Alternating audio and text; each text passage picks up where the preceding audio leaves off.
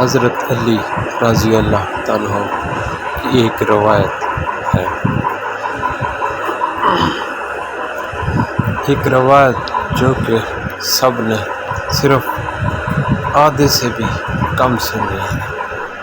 ایک بزم کے اندر علی رضی اللہ تعالیٰ عنہ سے سوال ہوا، یا علی، کون سے جانور بچے دیتے ہیں اور کون سے جانور انڈے دیتے ہیں؟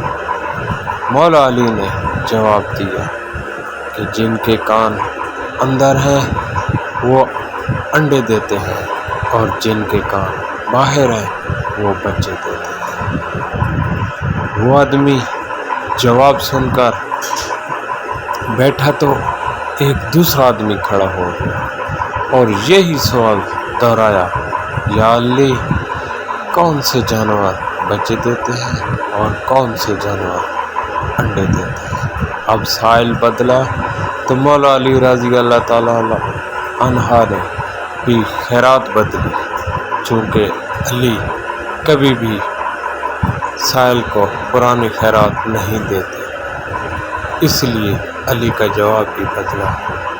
علی رضی اللہ تعالیٰ عنہ نے جواب دیا، سن، جو اپنے بچوں کو دودھ پلاتے ہیں وہ بچے دیتے ہیں، اور جو اپنے بچوں کو غذا یعنی دانہ کھلاتے ہیں وہ انڈا دیتے ہیں۔